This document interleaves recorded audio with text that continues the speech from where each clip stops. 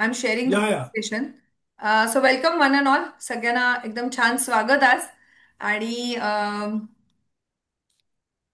हे जे काही प्रेझेंटेशन आहे हे केवळ आमच्या मनात जे आहे ते तुमच्यापर्यंत पोहोचावं म्हणून आहे. कुठेही गोष्टी कॉम्प्लिकेट व्हाव्यात, होऊ नयेत याची काळजी म्हणून हे प्रेझेंटेशन आहे. नाहीतर मी जे बोलते, तुम्ही जे प्रश्न विचारणार ते इंटरॅक्शनच सगळ्यात महत्वाचं आहे. सो 1.5 साल मार्केट का हाल. आपण सगळेच खूप थोडेसे काय म्हणायचं, थोडेसे प्रश्न आहेत आपल्या मनात की अरे काय आहे, गेल्या 1.5 वर्षात काही झालंच नाही मार्केटमध्ये. आणि आपण तर एवढं काय काय मोठं मोठं म्हणत होतो. तर काय नक्की काय होणार आहे. आणि एवढ्या सगळ्या जिओपॉलिटिकल अनसर्टन्टीज आहेत, रोज ते ट्रम्प तर ब्रेकिंग न्यूज आहेतच. तर नक्की काय होणार आहे, का माझे रिटर्न्स वाढत नाहीत वगैरे असे अनेक प्रश्न आपल्यात आहेत. तर जेव्हा जेव्हा अशी कुठलीही पॅनिक होईल, अशी सिच्युएशन येते, तेव्हा तेव्हा आपण नक्कीच भेटतो. आणि पुढे काय आहे आणि पुढे कसं आपण काय आपल्या इन्व्हेस्टमेंटच्या बाबतीत चेंजेस करायला हवेत, त्याबद्दल आपण असं वन ऑन वन बोलतोच.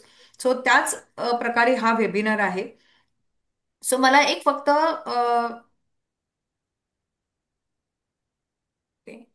हा सो एक आपण छोटासा एक पोल रेज करूया की what do we expect from this evening. जर मी आज इव्हिनिंग ही इथे स्पेंड करतोय 1 तास वॉट एव्हर वॉट एव्हर, तर त्याच्यात मला नक्की काय हवंय. प्लीज या सगळ्याचे आन्सर्स तुम्ही करायचा प्रयत्न करा. प्रश्न अगदी सोपे आहेत की what do expect from this seminar, why my returns are low. सगळ्यात पहिल्यांदा माझे रिटर्न्स का कमी आहेत. दुसरं, ऑल मॅक्रोज आर गुड. मग माझं मार्केट का वर जात नाहीये. किंवा what factors are impacting stock market. सगळ्यांना पोल दिसतोय का?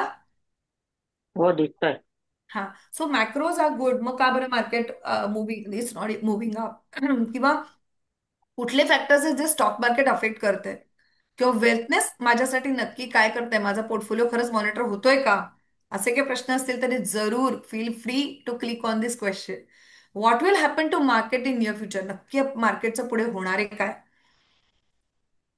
So guys please do attend. ह्याची पटकन उत्तरं द्या आणि आपण पुढे जाऊया. की मला कळेल की नक्की प्रत्येकाच्या मनात प्रश्न काय. एक्झॅक्टली मला वाटलंच होतं की मार्केटचं पुढे काय होणार हा सगळ्यांना अगदी ऐरणीवर आलेला प्रश्न आहे. तर आपण त्याच्याबद्दल नक्कीच बोलूया.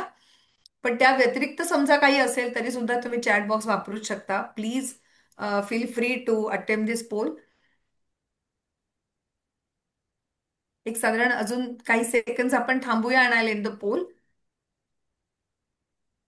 आतापर्यंत 36 जणांनी अटेम्प्ट केलंय. मला असं वाटतं की सगळ्यांनी जर केलं तर फार बरं होईल. म्हणजे आपल्याला रिअलिस्टिक पिक्चर कळेल की नक्की काय आपण या वेबिनारकडनं अपेक्षित आहे आपल्याला आणि काय उत्तरं शोधतोय.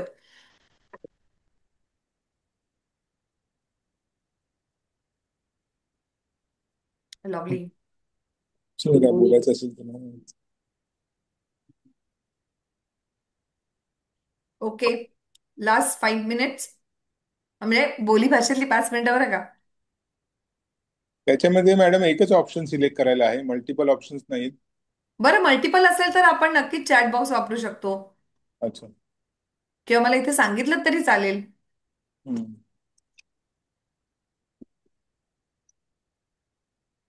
ऍक्च्युली हे एकच एक ठेवलंय. एक ओके, चलो let's let's close the poll आणि बघूया नक्की आपल्याला काय आन्सर झालेत, काय लोकांना आजच्या इव्हिनिंग कडनं हवंय.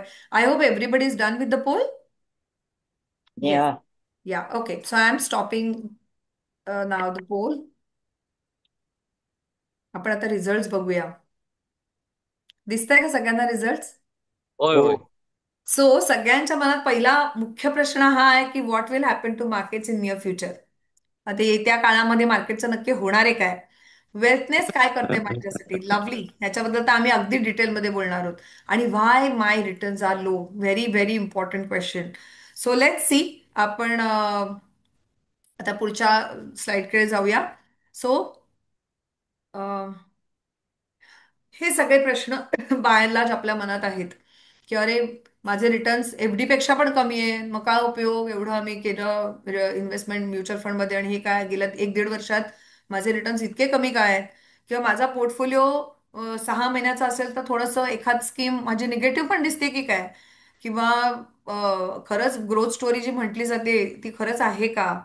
किंवा हे ट्रम्प आता नवीन काय घेऊन येतोय, आता उद्या काय होणार आहे मार्केटचं. किंवा वेल्थनेस माझ्यासाठी नक्की काय करते. How we are monitoring your portfolio, are we monitoring your portfolio. हे सगळे प्रश्न तुम्हाला पडलेत. सो आता अजून एक छोटासा पोल मला हवाय की ज्यांना हे वाटलंय की माझे रिटर्न्स कमी आहेत किंवा मला असं वाटतंय की एफडी पेक्षाही माझे रिटर्न्स कमी आहेत, त्यांनी एक्झॅक्टली हे रिटर्न्स कसे काय ठरवलंय की माझे रिटर्न्स कमी आहेत, त्याचा एक छोटासा पोल आपण रेज करूया. मी माझ्या टीममेटला रिक्वेस्ट करते की सेकंड पोल जरा रेज कर, की ज्याच्यामध्ये मला कशामुळे वाटतंय की माझे रिटर्न्स कमी आहेत, की Y my returns R less less than FD, मला एफडी पेक्षा सुद्धा कमी मिळालं तसं वाटतंय का, किंवा माझ्या मित्राने, साधारण मित्राने म्हणा, रिलेटिव्हने म्हणा, साधारण माझ्या बरोबर सुरू केलंय आणि त्याचे रिटर्न चांगले आहेत आणि माझे का नाही आहेत असं कोणाला वाटतंय का? Please attempt this poll. काय माहितीये का, सगळे एकदम बोलायला लागलो ना तर माझ्यापर्यंत उत्तरं नीट पोहोचणार नाही, म्हणून केवळ हा पोल पोल आपण ऍक्टिव्हिटी करतोय.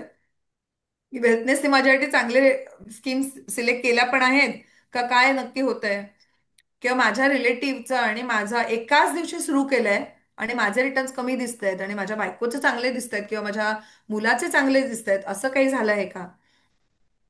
सो प्लीज हा पोल परत एकदा तुम्ही सगळ्यांनी अटेम्प्ट करा, म्हणजे आमच्यापर्यंत तुमची उत्तरं पोहोचतील.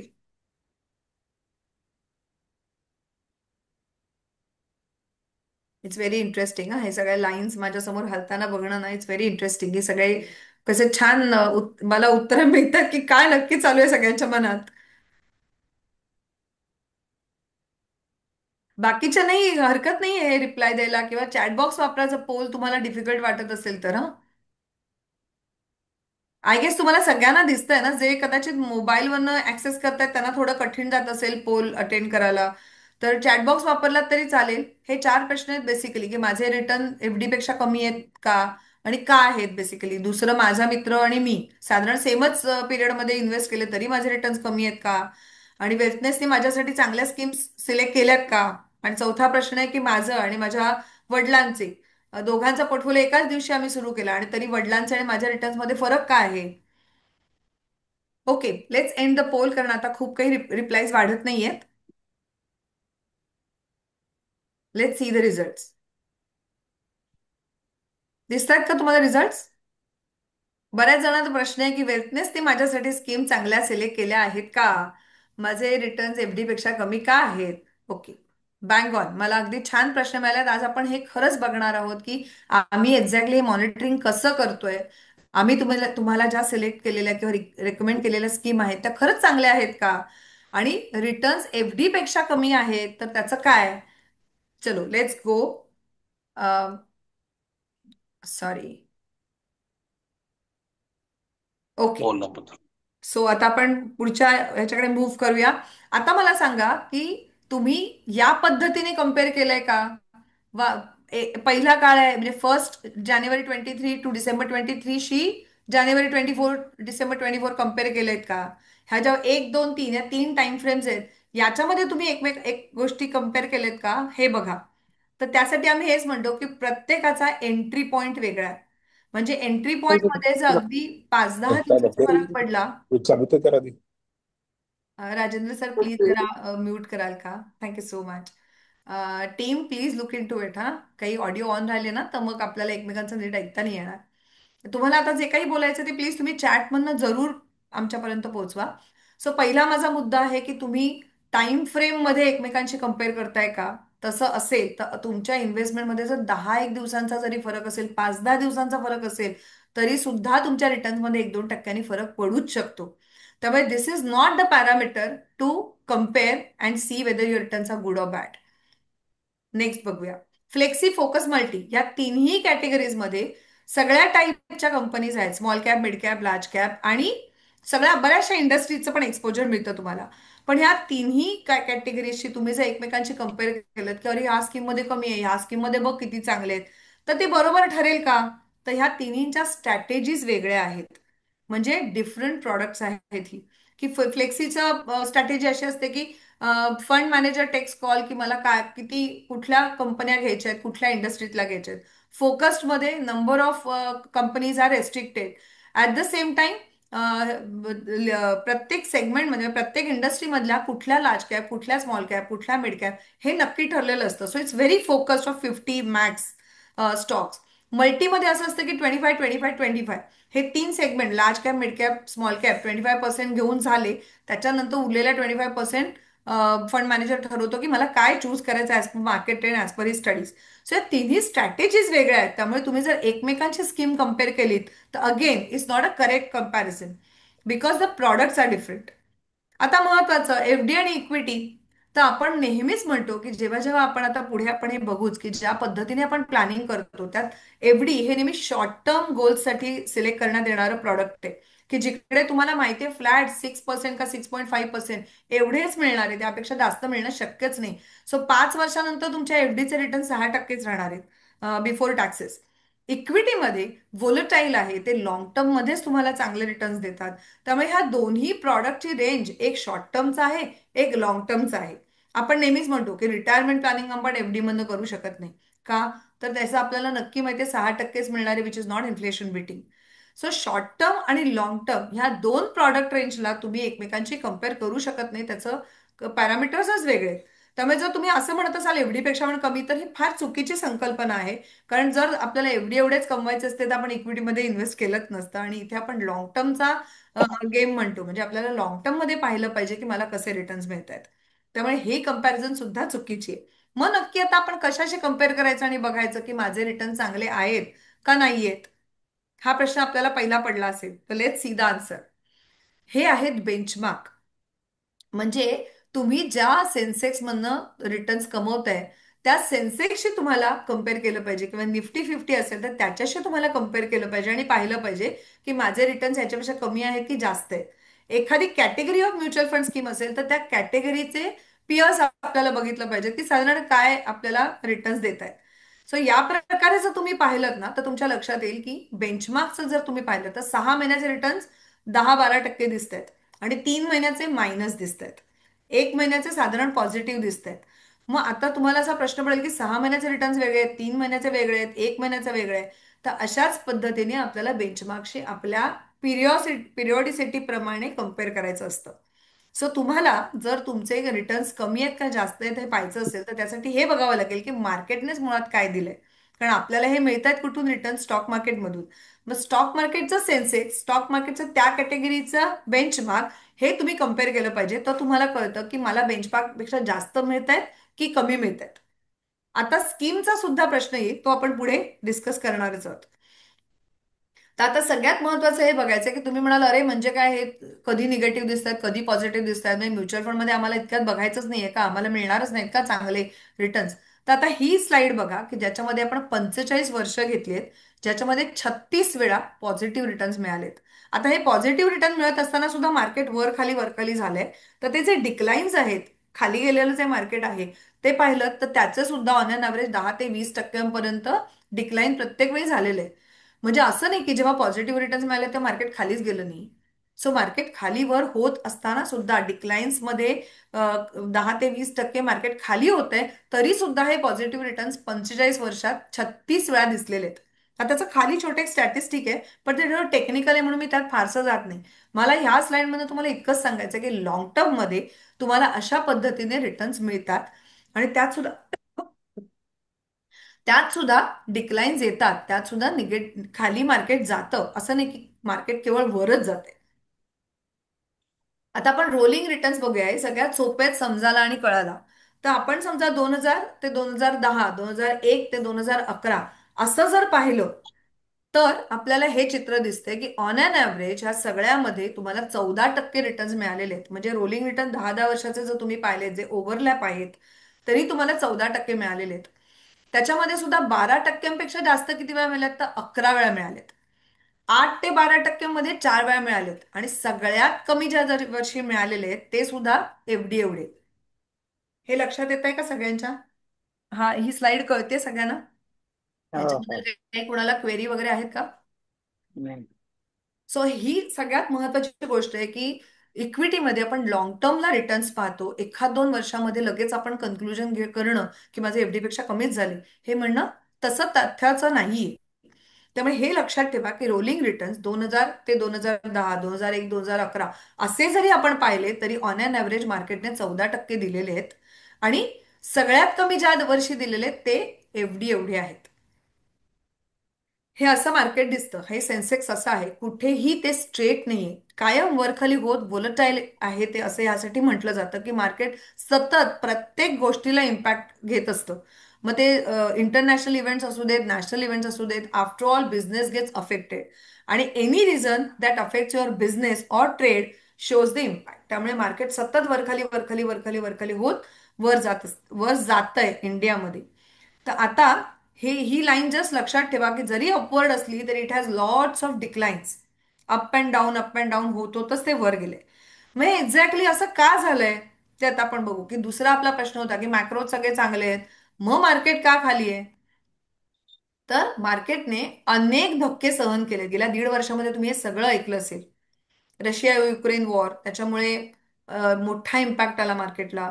ट्रम्पच्या टॅरिफने तर आपल्या बजेटचा पॉझिटिव्ह इम्पॅक्ट पण सगळा नाहीसा करून टाकला. मिडल ईस्ट टेन्शन्समुळे मार्केट खाली आलं. चायना स्लोडाऊन, प्रॉपर्टी क्रायसिसमुळे मार्केट अफेक्ट झालं. US federal 120686. Sorry, I think कुणाचं ते चुकून अनम्यूट झालं. सो ह्या सगळ्या इंटरनॅशनल इव्हेंट्सचा मार्केटवर इम्पॅक्ट आलाय. Prasad sir, would you like to take it forward from here? Yeah so गेल्या 1.5 वर्षात असे काही काही मध्ये इफेक्ट आले की जसं सायली म्हणाली की रशिया युक्रेन वॉरनी ते चालू झालं. नंतर आता एंड होता होता गेल्या सप्टेंबर पासनं परत ट्रम्पच्या टॅरिफची दर दिवसाला काही ना काहीतरी गुगली मिळतीये. सो अगदी 100-100% सुद्धा टॅरिफ लावणार किंवा विजावरती सुद्धा काहीतरी फीज लावणार, असे काही काही नवीन नवीन आपण त्याच्याकडनं स्कीम्स आपण बघतोय. तर त्याच्यामुळे ऑफकोर्स मार्केटनी पण इम्पॅक्ट दिला. मध्ये चायनामध्ये पण स्लोडाऊन झालं, त्यांचे प्रॉपर्टीचे प्राइसेस पण बरेच खाली गेलेले होते, त्याच्यामुळे फरक पडला. नंतर युएसच्या मार्केटमध्ये बॉन्ड यील्ड वाढलं, तर त्याच्यामुळे काय झालं की इमर्जिंग मार्केट्समधनं बरेचसे पैसे उलट सेफ हेवनमध्ये जायला लागले. सो हे एक झालं. त्याच्यानंतर नेक्स्ट स्लाइडला घ्या. मग त्याच्यानंतर परत आता इंडो पाक वॉर मध्ये सुद्धा नाही म्हटलं तरी 1.5-2 महिने मार्केट खाली होतं. बट ऑफकोर्स त्याच्यानंतर 1.5-2 महिन्यातच ते इंडियन गव्हर्नमेंटनी ज्या पद्धतीने ते हँडल केलं, सो त्या पद्धतीने ते लगेच रिकवर पण झालं.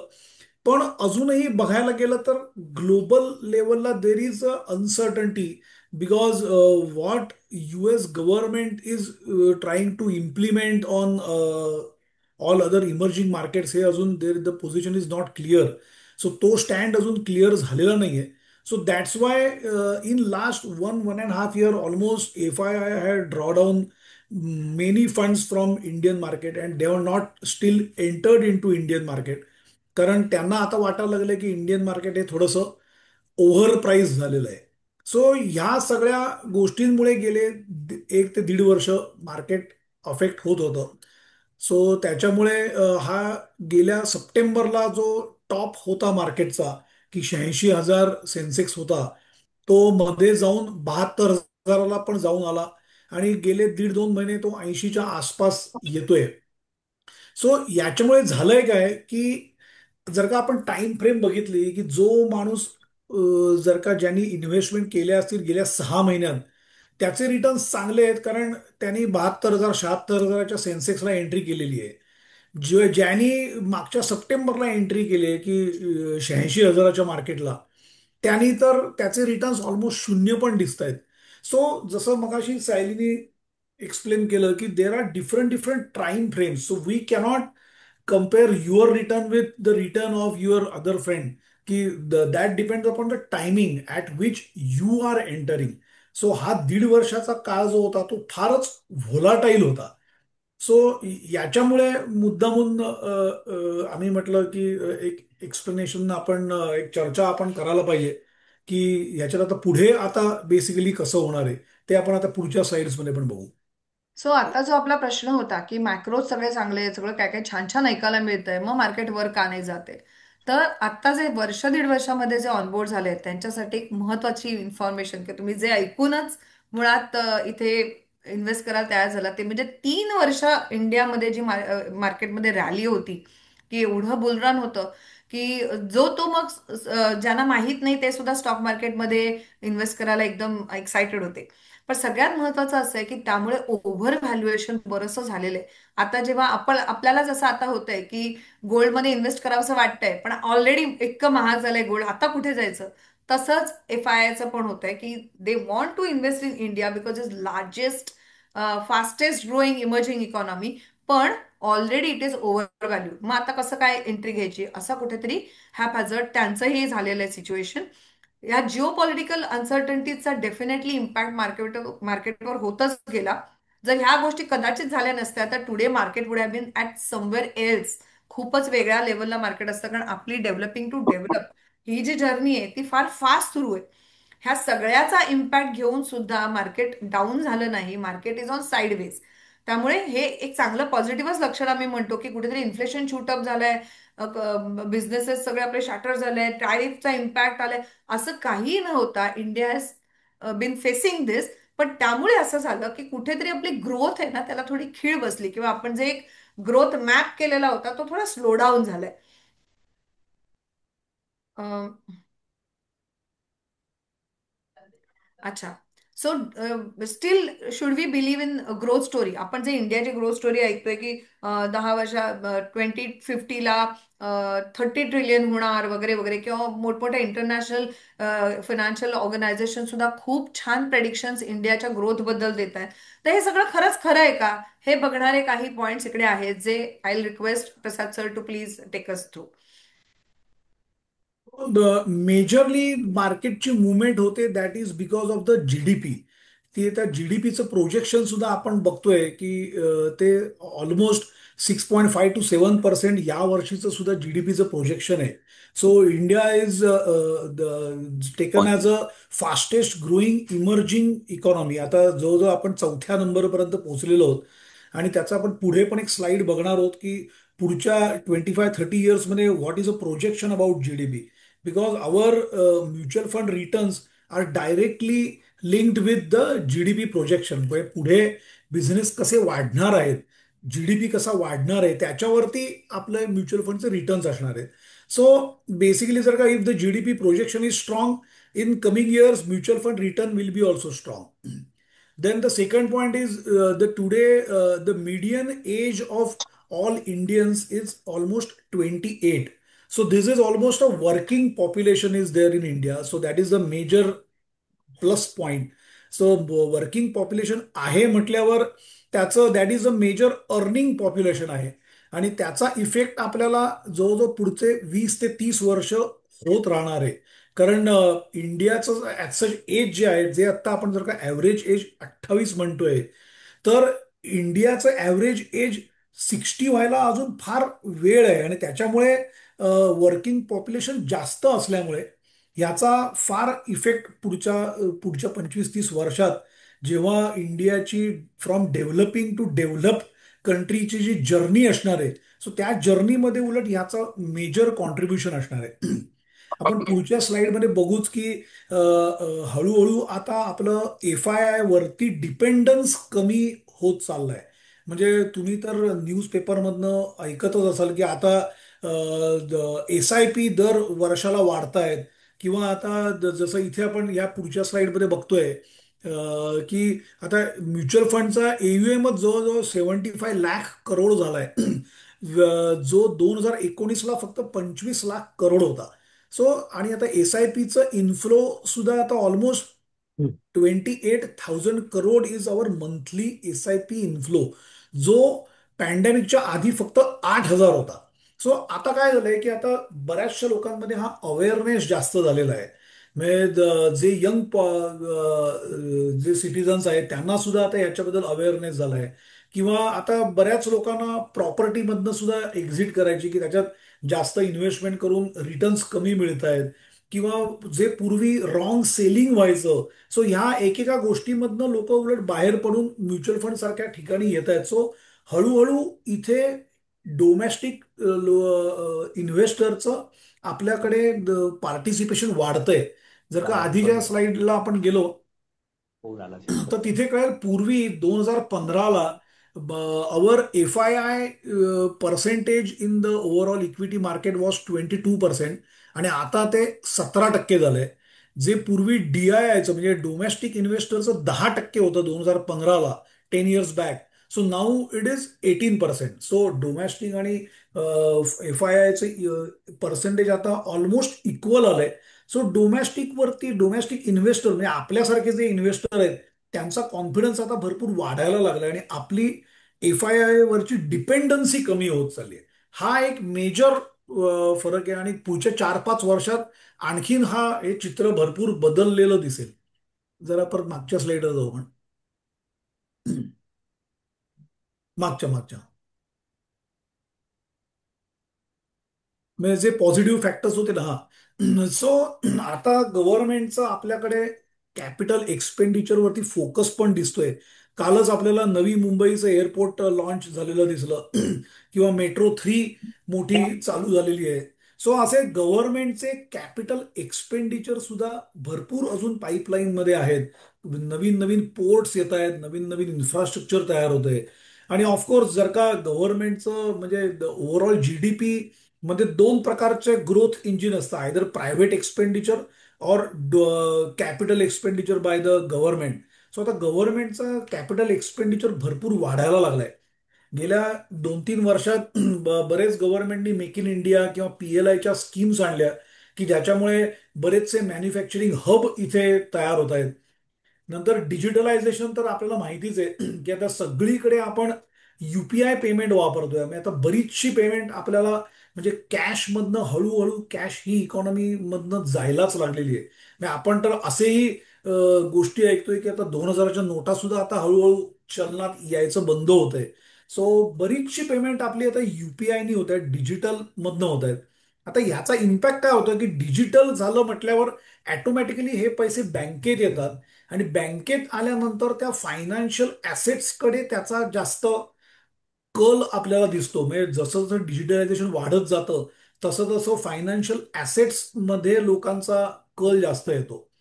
नंतर स्टेबल पॉलिटिकल एन्व्हायरमेंट आहेच की ह्याच गव्हर्नमेंटला थर्ड टर्म मिळालेली आहे.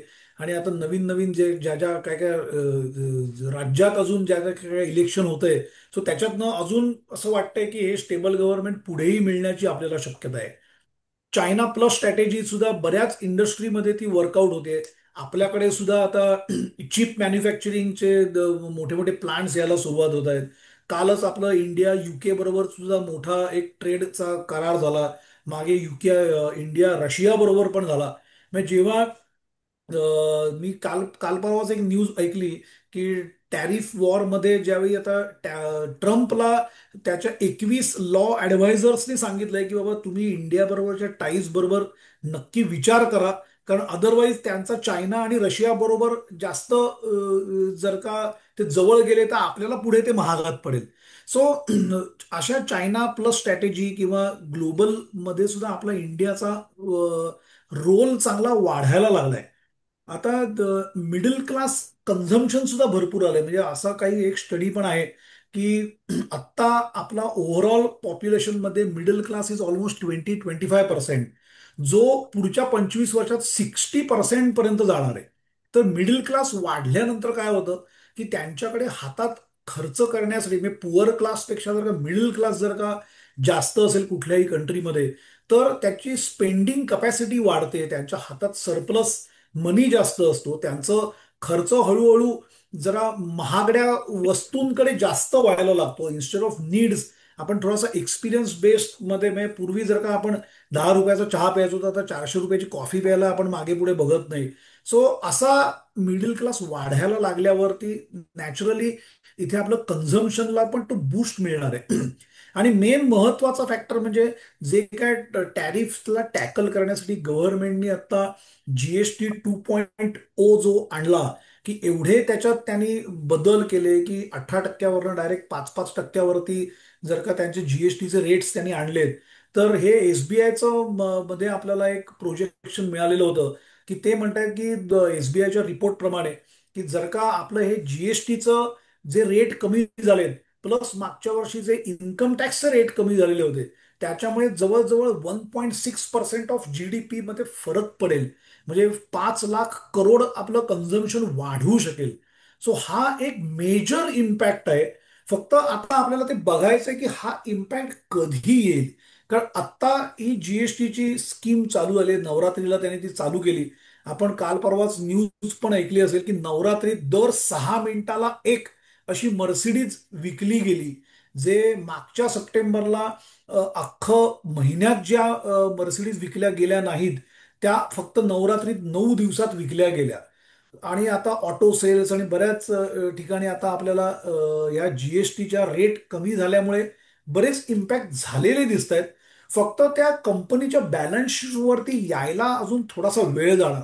त्याच्यासाठी आपल्याला 5 ते 6 महिने थांबायला लागेल की हे अख्खं आता परत ते एड पे कमिशनचं सुद्धा त्यांनी आणखीन वाढवले असल्यामुळे की आता लोकांच्या हातात बरंच डिस्पोजेबल इन्कम वाढलंय. सो ह्या तिघांचा इम्पॅक्ट. आणि आता परत जर का आपला रेट कट जर का झाला अजून एक साधारण पुढच्या मिटिंगला, आरबीआयच्या पुढच्या मिटिंगला जर का रेट कटही अजून झाला, विच इज एक्सपेक्टेड, तर त्याच्यामुळे अजून लोनचे इंटरेस्ट कमी होतील आणि लोकांना हातात डिस्पोजेबल इन्कम जास्त मिळेल. सो असे बरेच पॉझिटिव्ह फॅक्टर्स आहेत की ज्याच्यामुळे आपण आपली स्ट्रॅटेजीवरती ठाम राहायला पाहिजे. Over to Sayali. Thank you, well said sir. खूप छान पॉझिटिव्ह सगळ्या वाईब्स बऱ्या वाटतात केव्हाही ऐकायला आपल्याला.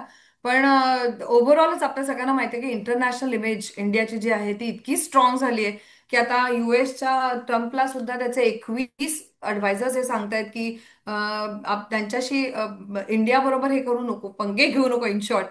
कारण ते शेवटी ultimately is going to affect their economy largely. कारण आपले चायना आणि रशियाबरोबरचे संबंध जास्त सुधारतील आणि त्याचा थ्रेट इवन युएसला पण आहे. कारण आपली ही लार्जेस्ट फास्टेस्ट ग्रोईंग इकॉनॉमी असल्या कारणाने अर्थातच सगळं वर्ल्ड आपल्याकडे ग्रोथ इंजिन म्हणून पाहतंय. जर आहे जीडीपीचा तुम्ही हा आता जी स्लाइड मी ठेवली ती पाहिली तर जे IMF, RBI, Ernst and young, OECD या सगळ्यांनी जे प्रेडिक्शन केलंय ते साधारण असंच आहे की साधारण 2050ला म्हणजे अजून 25 वर्षांनी आपली 30 ट्रिलियन असणार इकॉनॉमी आणि 2060ला आपण चायनालाही मागे टाकलेलं असणार आहे. सो हे जे प्रेडिक्शन आहे that all shows that we are doing extremely good. आपले मॅक्रो जे स्ट्रॉंग आहेत ते मेनली इथे दिसत आहेत. पण आता सर जे म्हणाले की ज्या पद्धतीने आपले इकॉनॉमिक पॉलिसीज ज्या होत आहेत की जसं इन्कम टॅक्समुळे मिळालेले 12-15 लाख किंवा 12 लाख किंवा जीएसटीमुळे मिळणारे आपल्याला लिव्हरेज, ह्या सगळ्यामुळे कन्झम्पशन इंडस्ट्री खूप बूस्ट होईल आणि त्याचा इफेक्ट दिसायला मात्र आपल्याला थोडा काळ थांबायला लागेल. कारण ते इमिजिएटली रिफ्लेक्ट होत नसतं. ते जेव्हा त्यांचे क्वार्टरली रिझल्ट येतील तेव्हाच आपल्याला कळतं. सो मार्च Q4 पर्यंत मला वाटतं ही सिच्युएशन खूपच वेगळी झालेली असणार आहे.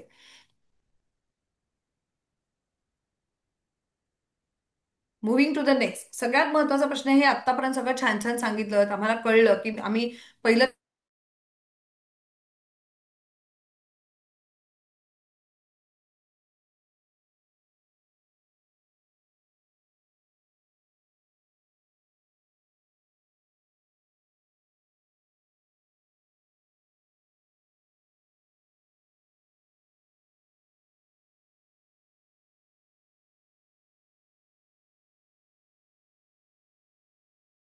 Sir, am I Audible?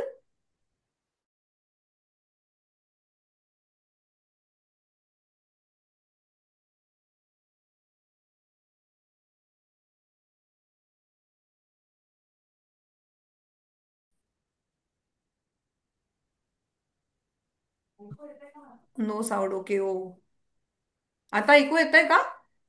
हाँ हो आता चालेल. येतं. हो ओके आता ओके, येतं. So sorry for the disturbance. But बड़े बड़े देशों में छोटी छोटी चीजें होती है और एक technology is one which always play is ahead of us always. त्यामुळे काहीतरी तर होतच. ओके, आता स्लाइड दिसते का मी शेअर केलेली? नहीं. नाही. हा, दिसते आता. Okay. So sorry for the interruption, ते टेक्नॉलॉजीला काही पर्याय नाही आपल्याकडे. सो ओके, सो बेसिकली माझं हे होतं की आपण आतापर्यंत पाहिलं की नक्की आपण आपल्या कशाशी कम्पेअर करून आपले रिटर्न्स चांगले आहेत का वाईट आहेत आपल्याला ठरवता आलं पाहिजे. ते म्हणजे बेंचमार्क्स आहेत स्टॉक मार्केटचे.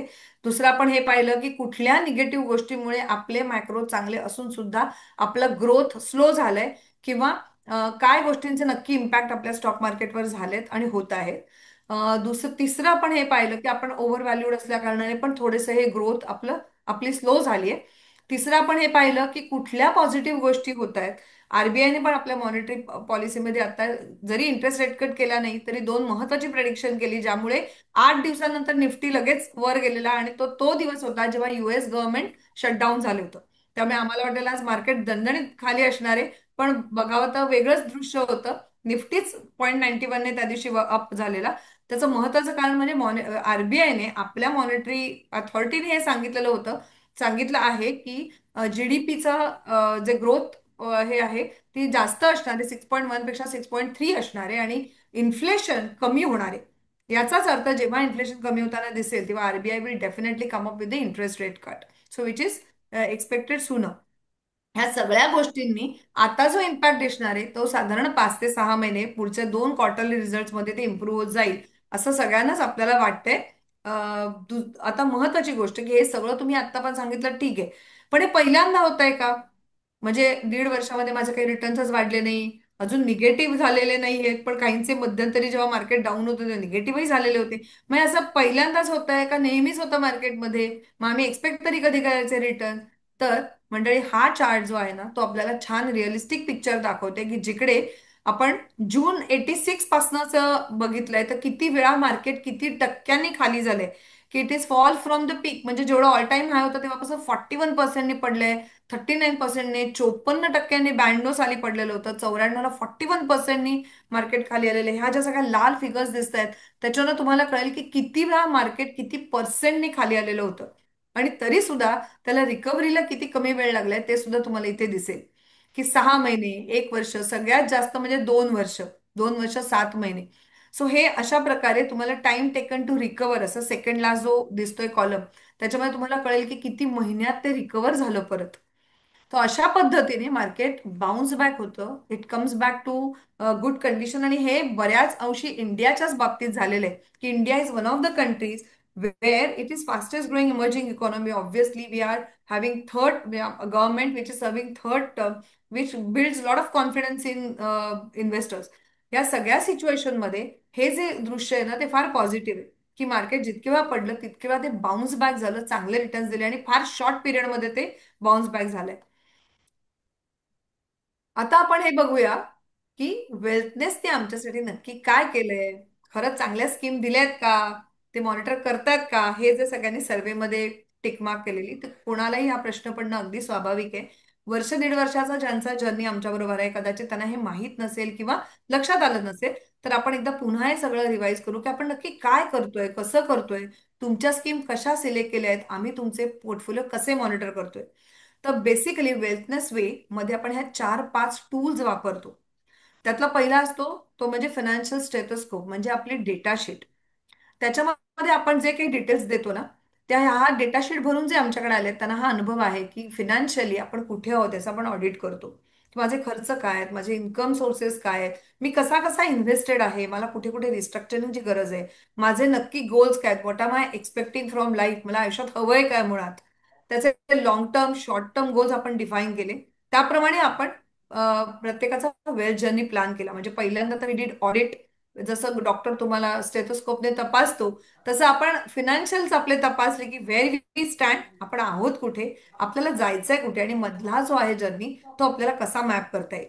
मग तो मॅप करण्यासाठी आपल्याकडे दुसरा एक टूल आहे ते म्हणजे स्टेप बाय स्टेप अप्रोच. आपण नेहमी या पद्धतीनेच अप्रोच करतो इन्व्हेस्टमेंट प्लॅनिंग. म्हणजे हे जे मॅपिंग आहे ते कसं होतं, तर ह्या 5 स्टेप्सनी होतं की पहिल्यांदा आपण रिस्क मॅनेजमेंट व्यवस्थित आहे ना बघतो, हेल्थ कव्हर, टर्म कव्हर हे प्रॉपर आहे की नाही, कारण ते ॲडिक्वेट असणं अत्यंत गरजेचं असतं. मग इमर्जन्सी फंड्स असतात जे आपण कधीही मार्केट लिंक ठेवत नाही, त्यामुळे तुमची लिक्विडिटी, सिक्युरिटी, 6 महिन्याचे तुमचे खर्च, तुमचे short term goals. Short term, आता कोणीतरी मला चॅटमध्ये प्रश्न विचारला की लॉंग टर्म म्हणजे नक्की काय, तर मी त्यांना रिप्लाय केला की 5 वर्ष पुढे जे तुमचे खर्च आहेत किंवा जे तुम्हाला अचीव्ह करायचे 5 वर्षांनंतर ते साधारण आम्ही लॉंग टर्म म्हणतो. Long term goals are also like that. Retirement, मुलांची लग्न, मुलांचं हायर एज्युकेशन, हे सगळे साधारण आपले लॉंग टर्म गोल्स असतात. शॉर्ट टर्म काय असतं, इमिजिएटली उद्या ऍडमिशन घ्यायची किंवा मला उद्या होम रिनोव्हेशन करावंच लागणार आहे, असे काही जे खर्च असतात ते आपण शॉर्ट टर्म म्हणजे 1 ते 3 वर्षात जे मोठे खर्च येतात त्याला आपण शॉर्ट टर्म म्हणतो. सो आपण ते डिफाईन केल्यानंतर आपल्याला एक्झॅक्टली कळतं की माझं जे नेटवर्थ आहे त्यात मी कशा प्रकारे असेट अलोकेशन करायला हवंय, कुठल्या पर्पजसाठी कुठल्या गोलसाठी मी कुठले ऑप्शन निवडायला हवेत. पण चांगले रिटर्न्स तर आपल्याला नेहमीच अट्रॅक्ट करतात की अरे इथे 14-15% मिळतात, चला आपण इथेच घेऊया एक्सपोजर. तर तसं आपण करू देत नाही. आपण पहिल्यांदा हे बघतो की लिक्विडिटी सिक्युरिटी एन्श्योर आहे, तुमची इमर्जन्सी फंड शॉर्ट टर्म गोलचे पैसे वेगळे आहेत, आणि मगच उरलेले पैसे आपण लॉंग टर्मसाठी स्टॉक मार्केट सारख्या ऑप्शनमध्ये इन्व्हेस्ट करायचा ऍडवाइस करतो. आणि ते सुद्धा we start with mutual fund because it's diversified, it gives lot of flexibility. आपल्याला सगळ्यांना सगळे फायदे माहिती आहेत त्याचे. त्यामुळे आपण पहिल्याच दिवशी शेअर्स घेत नाही किंवा स्टॉक्स ऍडवाइस करत नाही. आपल्याकडे सगळी प्रोडक्ट्स आहेत, पण आपण स्टेप बाय स्टेप अप्रोचने गेल्यामुळे पहिल्यांदा हा एक्सपिरियन्स घ्यायला लावतो की स्टॉक मार्केटमध्ये फक्त छान छानच नसतं, कधीतरी ते पडतंही. मग ते कशा प्रकारे आपण रिस्क मॅनेज करतो हे अतिशय महत्वाचं आहे. मग आपल्या ऑनबोर्डिंग स्ट्रॅटेजीज पण असतात. आपण एकाच वेळी सगळे पैसे टाकत नाही, आपण मग सिस्टमॅटिक ट्रान्सफर प्लॅनने जातो. आम्हाला कालच फार सुंदर एक फीडबॅक मिळाला एका इन्व्हेस्टरकडून की त्या एसटीपी मुळे त्यांचा कसा फायदा झाला. तो अशा प्रकारे आपण ज्या ज्या स्ट्रॅटेजी सांगतो आणि ज्या इम्प्लिमेंट केल्यात लोकांनी त्यांना हा फायदा झालेला आहे. आणि वेल्थ मल्टिप्लिकेशनसाठी obviously once you gain experience, once you understand how market operates, how market gives you returns in long run, you can definitely go for more exposure, better exposure for better returns. So अशा प्रकारेच आपण आपलं जे मधलं मी म्हटलं की कुठे आहोत कुठे जायचंय त्याच्या मधला जो प्रवास आहे तो आपण या स्टेप्सनी करतो. त्याच्यानंतर येतं तिसरं टूल आपण जे वापरतो ते म्हणजे three bucket approach. Three bucket approach सुरुवातीला आम्हाला असं वाटलं की कसं काय समजू शकेल लोकांना, आपण सिम्प्लिफाय तर करतोय पण गोंधळ तर होणार नाही ना. पण आता मंडळी इतकं छान झालंय की सगळं आमच्याशी बकेटमध्ये बोलायला लागले की माझ्या ना थर्ड बकेटमध्ये मला एक्सपोजर घ्यायचंय किंवा मला अमुक बकेटमध्ये पैसे वाढवायचे. माझ्या टीमला मी जरा रिक्वेस्ट करते की जे मध्ये मध्ये ऍड होत आहेत ना त्यांना प्लीज जरा ऍडमिट करा. करतो. थर्ड बकेट अप्रोच जिकडे रिटायरमेंट प्लॅनिंग असेल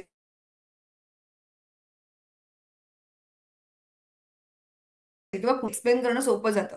की पहिली बकेट असते ती नेहमी आपली सेफ्टी सिक्युरिटी बघते, जिकडे आपण मार्केट लिंक्ड पैसे ठेवतच नाही, जिकडे खूप काही कमवण्याचा इन्फ्लेशन बिटिंग रिटर्नचा विचार आपण करत नाही.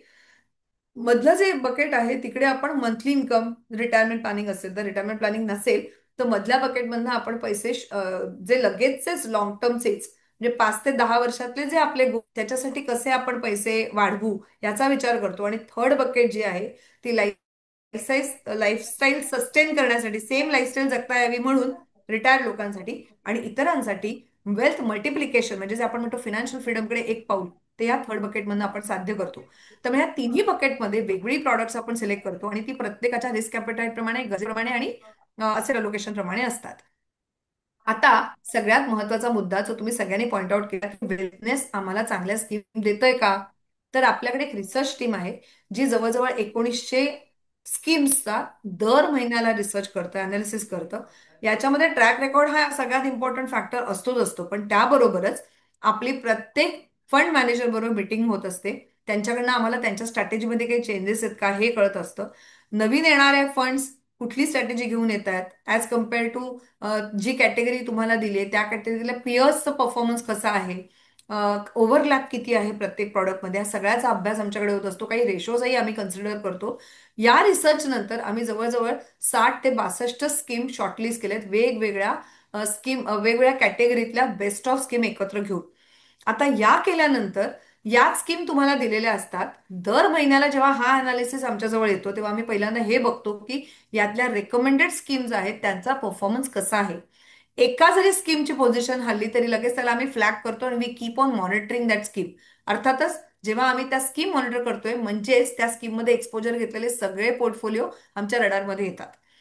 आम्हाला बघायचं असतं की स्ट्रॅटेजी चेंज होऊन त्याचा परफॉर्मन्स सुधारतोय नाही सुधारतोय. जर आमच्या लक्षात आलं की suppose one of the schemes is really not doing good in spite giving proper time for it, आमचा फंड मॅनेजर मिटिंग्स होतात, स्ट्रॅटेजी चेंज समजून घेतो. त्यानंतर आम्ही मॉनिटर करतो की खरंच ते चेंजेस रिफ्लेक्ट होत आहेत का परफॉर्मन्समध्ये. जर ते झाले नाही तर we come up with the next stage that is restructuring. इथे मी सिलेक्शनचं तुम्हाला सांगितलंच, कशा प्रकारे मॉनिटर होतं तेही सांगितलं. आपण ऑनबोर्ड होताना पण आपली एक स्ट्रॅटेजी असते, ती समजावून सांगितली जाते. एसटीपी मध्ये लोकांचा गोंधळ होतो की अरे मी आज 50 लाख टाकले पण उद्या मला दिसताना ते 49 लाख दिसत आहेत, मग मधले पैसे गेले कुठे? तर ते दर दिवशी होणारी जी एसटीपी असते ती तुमच्या मोबाईल ॲपमध्ये रिफ्लेक्ट व्हायला साधारण 12 to 18 आवर्सचा डिफरन्स असतो. त्यामुळे तेवढा डिफरन्स तुम्हाला दिसत राहतो. मात्र तुमचे एसटीपीने सगळे पैसे जेव्हा मार्केटमध्ये येतात तर तुम्हाला कंप्लीट अमाऊंट दिसते. तुमच्या मोबाईल ॲपवरनं तुम्ही सगळं ट्रॅक करू शकता.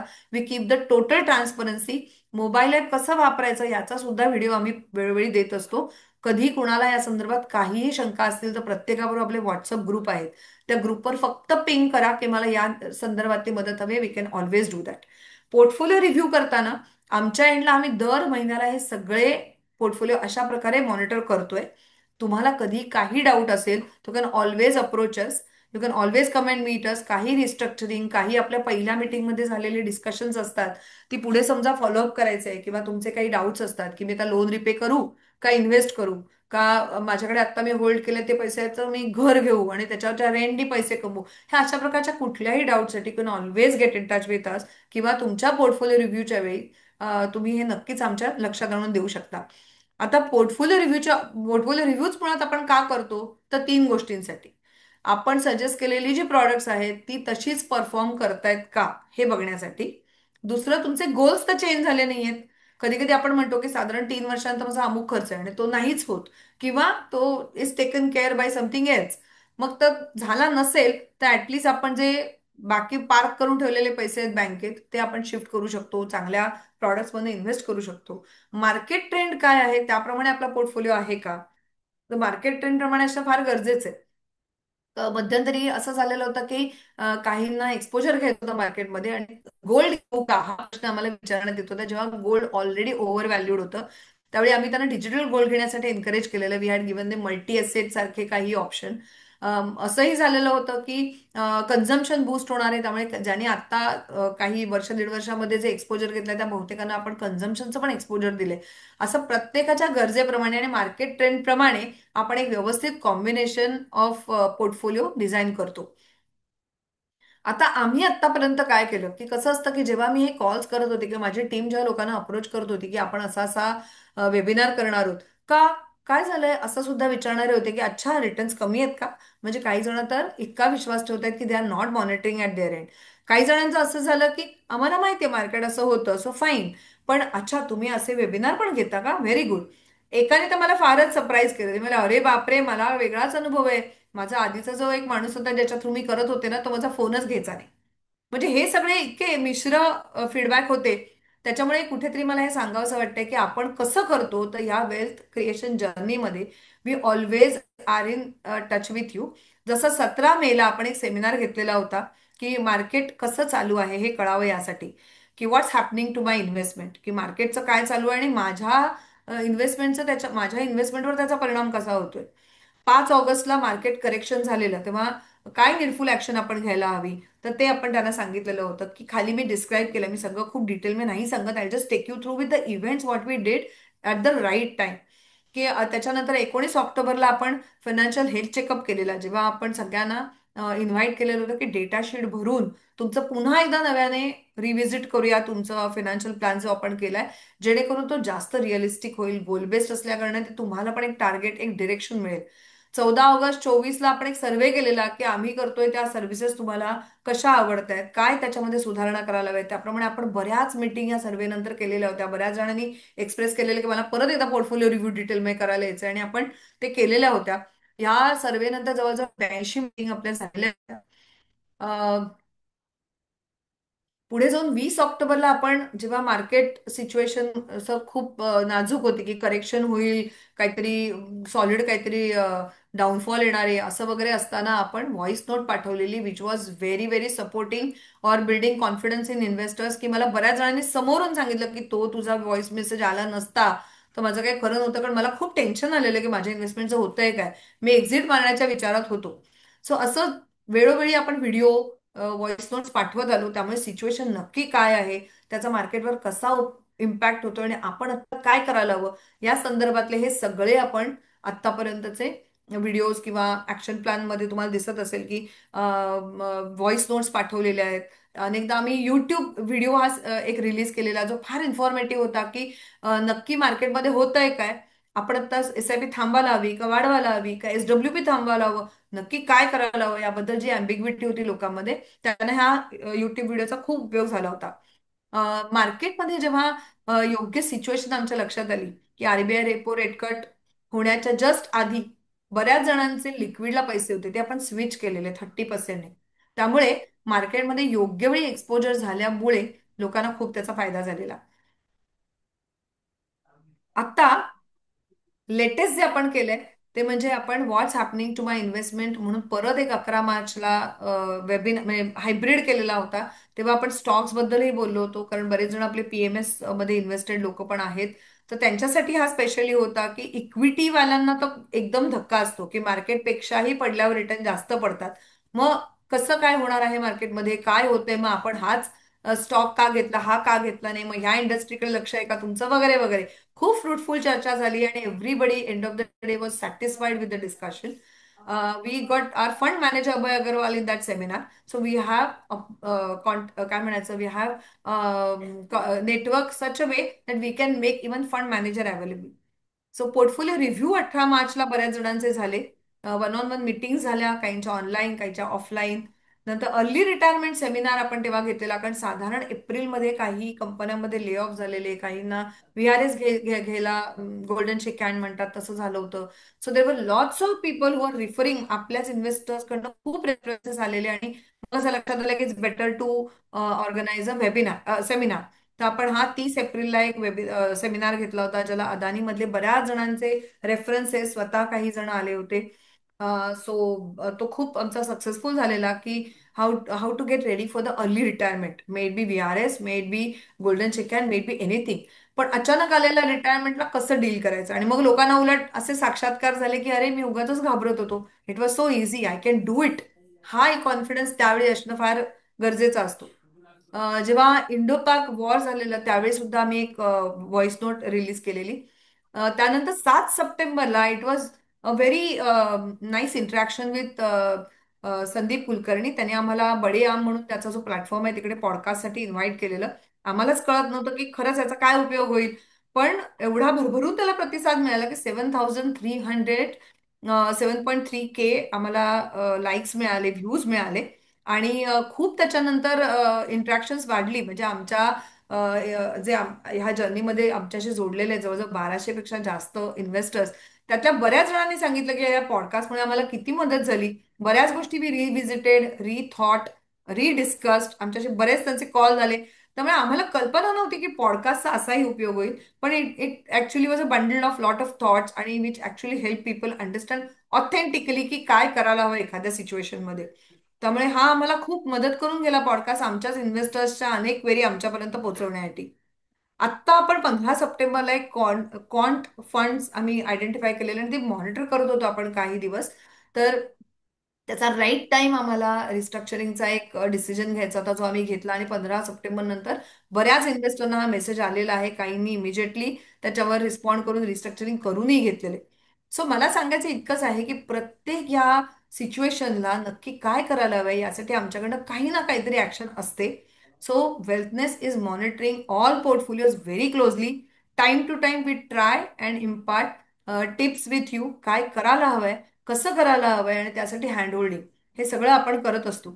आता इथे जे 70 लोक जे आहेत, जे मगापासून येत आहेत जात आहेत असं थोडं होत आहे, पण जे 70-75 जे अटेंड करतायत त्यांना हा अनुभव आलाय की नाही हे त्यांनी जरूर चेक करावं आणि चॅट वापरून मला सांगावं की हा अनुभव आम्हाला आलाय का नाही आलाय.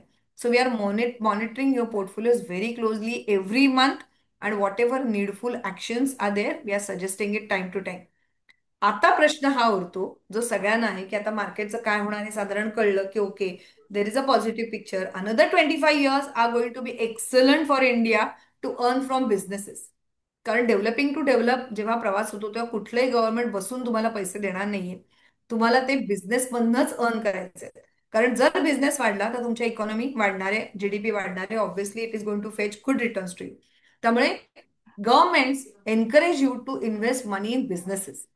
त्यामुळे पुढची 25 वर्ष नक्की सुवर्ण काळ जो म्हटला जातो तो आहे, त्याचा नक्की सगळ्यांनी फायदा घ्यायला हवाय. पण आज माझ्यासाठी काय आहे, आत्ता मला जेव्हा दिसतंय माझे रिटर्न्स कमी आहेत, मला हे सगळं कळतंय, आज मला हे सगळं इन्साइट्स मिळाले, पण मी नक्की आता काय करायला हवंय. व्हॉट शुड वी डू नाव, हा आपल्या पुढे प्रश्न आहे.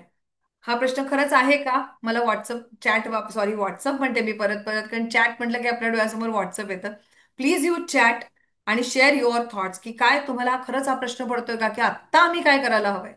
की रिटर्न्स कमी आहेत, हे सगळं ज्ञान आम्हाला पटतंय, बघितलंय आम्ही डोळ्यांनी, हे सगळं आता चार्ट तुम्ही जे दाखवले ते आम्हाला कळलंय. पण मला हा प्रश्न पडलाय की आत्ता मी काय करायला हवंय. असं किती जण आहेत? प्लीज तुम्ही चॅट वापरलेत तर मला आवडेल. आणि मला जरूर सांगा की येस. फक्त तुम्ही येस टाईप केलं तरी मला कळेल की yes you want to know, की काय करायचं आहे मी. समहाव मला चॅट विजिबल नाही होते. हा okay.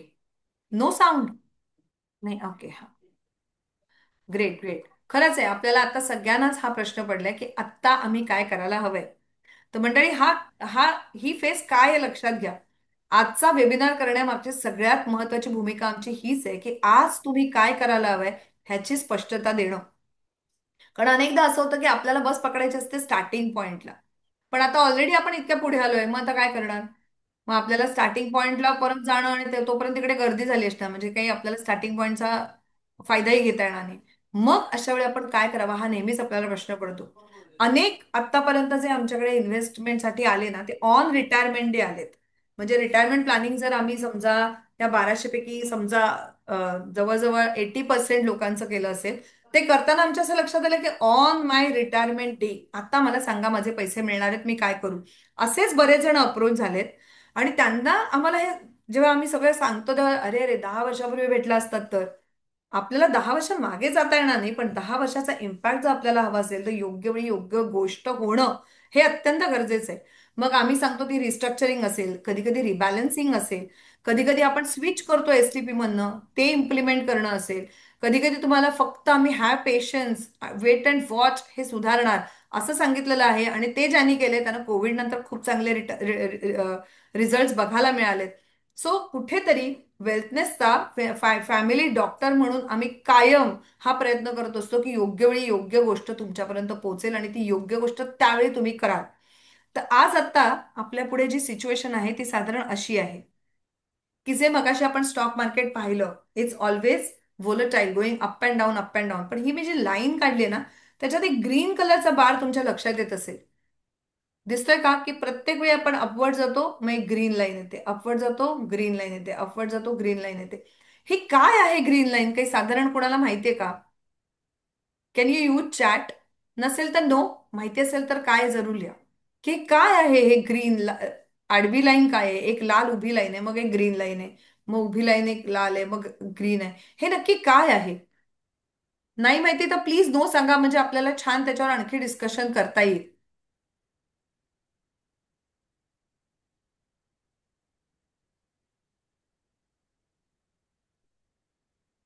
Market correction, time to recover, support line. somebody says support line. Okay great. चला let's come to this green line. ही ग्रीन लाईन ना, हीच आज आपल्यासाठी फार महत्वाची आहे. त्याचं कारण काय माहितीये का? ही green line is accumulation stage. It is really a support line. कारण आपल्याला ती बेस देते, it provides you opportunity to invest. आपल्याला बरेच वाटतं हे ऍडवायझरना सारखं इन्व्हेस्ट करा टॉपअप करा असंच म्हणत असतात. पण कुठल्या वेळी ते सांगतायत हे अतिशय महत्वाचं आहे. If you miss this time you cannot come back and undo it. ही वेळ महत्वाची असते. बरेच जण म्हणतात timing market, timing market. We are not in to that business. आपण टायमिंग करणं फार कठीण असतं. मग तुम्हाला तेव्हा माहिती नव्हतं का मार्केटवर जाणार आहे, मग तेव्हाच का नाही प्रॉफिट बुक केलं. ह्या सगळ्या संभाषणाला काहीच अर्थ नसतो, कारण आपल्याला माहिती नसतं what is going to be the next day for market. It's totally unpredictable. तर त्यामुळे आपल्याला जी संधी मिळाली ना, त्या संधीचा आपण फायदा करून घेतला तरच लॉंग टर्म मध्ये तुम्हाला खूप चांगले रिझल्ट बघायला मिळतील तुमच्या स्वतःच्याच पोर्टफोलिओमध्ये. आज जे अटेंड करतायत हा webinar to discuss the concern की माझे रिटर्न्स कमी काय आहेत, तेच उद्या अशा सेमिनारमध्ये अटेंड करतील की आता पुढे सांग काय प्रॉडक्ट्स आहेत ज्यात मला आणखीन रिटर्न्स मिळवता येतील. So we are really confident that if you use this green line as accumulation stage and if you invest or top up your investment now, then you will get to see immense results. Prasad sir, please add if anything else you want to add from your side? नाही, आता इथे ना मला एक experience मला share करावासा वाटतो, की परवाच माझी एका क्लायंट बरोबर मीटिंग झाली. सो त्याला एका माझ्या सीएच्या मित्रांनी त्याला माझ्याकडे आणलेला होता. सो त्यांची कशी 2020 साली त्यांनी 1 कोटी रुपये इन्व्हेस्ट केलेले होते थ्रू सम बँक रेफरन्स. आणि ते पॅन्डेमिक मध्ये जवळजवळ ते 1 कोटीचे 65 लाख रुपये झाले. आणि नंतर त्यांनी ते पॅनिक मध्ये विकून टाकले. सो त्यावेळी ते मला तेच म्हणाले, की अरे म्हणजे त्यावेळी तुम्ही जसं आता ह्या सेमिनार घेताय किंवा लोकांना करेक्टिव्ह ऍक्शन्स घ्यायला सांगताय, तर तसं मी ते बँकेतनं म्युच्युअल फंड घेतलेले असल्यामुळे जेव्हा मी त्या बँकवाल्याला विचारलं की मी काय करायला पाहिजे, मला विकायचे, तर मला ठीक आहे विकून टाका.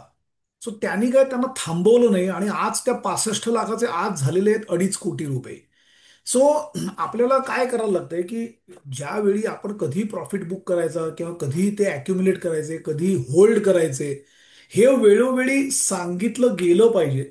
आणि जशी आता सायली मॅडम म्हणतात, की ही जी काही फेज आहे, आपल्याला माहिती नाही एक्झॅक्टली की ह्या फेज मधनं आपण परत कधी लाईफ टाईम हायच्या सेन्सेक्सला जाणार आहोत. जे अदरवाईज प्रिडिक्शन किंवा जे ओव्हरऑल जे काही आता गव्हर्नमेंटच्या स्टेप्स आपण ज्या डिस्कस केल्या, की आता जो काही कन्झम्पशनचा इम्पॅक्ट येईल, तर जवळजवळ आम्हाला असं वाटतंय की ऍटलिस्ट Q4 नंतर याचे रिझल्ट जास्त दिसायला लागतील. सो एप्रिल मे मध्ये मार्केट परत वरती गेलेलं दिसू शकेल असं दिसतंय, कारण त्या जीएसटीच्या रेट कटचा बराच फरक पडेल तिथपर्यंत. आधी एखादा may be rate cut, repo rate cut पण आलेला असेल. इन्कम टॅक्सचे जे काय स्लॅबमध्ये जो काय भरपूर मागच्या वर्षी सूट दिलेली आहे, त्याचा इम्पॅक्ट आलेला असेल.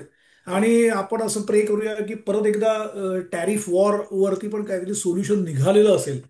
So that's why this is a accumulation stage. आणि या प्रत्येक ग्रीन लाईन नंतर मार्केट कसं वाढलंय आणि ती रेड लाईन कशी दिसते हे आपल्याला समजतंय. सो अशा वेळी ऑफकोर्स आम्ही म्हणतोय की तुमची ऑफकोर्स तुमचं असेट अलोकेशन आपल्याला नेहमीच बघायला पाहिजे. कारण हे सगळं व्होलाटाईल ऍसेट्स असतात. कधी गोल्ड वाढतं, कधी सिल्वर वाढतं, कधी स्मॉल कॅप वाढतात, कधी मिड कॅप वाढतात, कधी लार्ज कॅप वाढतात. सो आपल्याला हे जे काही विनर्स आहेत ना, तो गेले 6-8 महिने समजा गोल्ड आणि सिल्वर विनर आहे. पण आपण पण गेल्या 20-25 वर्षाचा जर का हा बघितला, जर्नी बघितला, तर आपलं आमच्या दृष्टीने asset allocation is the main winner. त्यामुळे तुमची परत एकदा पाहिजे तर डेटा शीट भरा.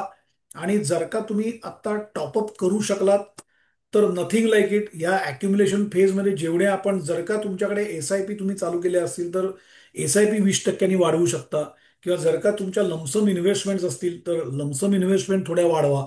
So it may be for a temporary purpose. 2-1 वर्षांनी परत ज्यावेळी मार्केट वाढतंय, त्यावेळी आपण परत काढून आपला फर्स्ट बकेटला आपण ते पैसे भरू शकतो. सो अशी ऍक्शन सध्या घेणं महत्वाचं आहे असं मला वाटतं. ओव्हर टू यू जाईल. या डेफिनेटली. मला असं वाटतं की आता सर जे म्हणाले ना त्याप्रमाणे बऱ्याच जणांचे असेही प्रश्न होते की गोल्डमध्ये इन्व्हेस्ट करायचं का, तर गोल्ड ऑलरेडी ओव्हर रेटेड आहे. आणि आपल्या सगळ्या मिडल क्लास लोकांच्या घरात जेवढं सोनं आहे, आता मध्यंतरी मी एक आर्टिकल वाचलं की बसल्या बसल्या आपण सगळे करोडपती झालेले आहोत. कारण आपल्या घरामध्ये सोनं आपण कितीतरी पिढ्यांचं आपल्याकडे असतं आणि आपण ते अजिबात काढत नसतो, कारण ती आपली लाईफस्टाईल होऊन जाते. सोनं काढणं आपल्या मराठी माणसांच्या संस्कृतीत बसतच नाही. त्यामुळे घरी बसल्या बसल्या आपल्या घरातलं सोनं ऑलरेडी ओव्हर व्हॅल्यूड झालेलं आहे. पण आता जर तुम्ही इन्व्हेस्ट करायला गेला तर त्याचे रेट फार हाय आहेत.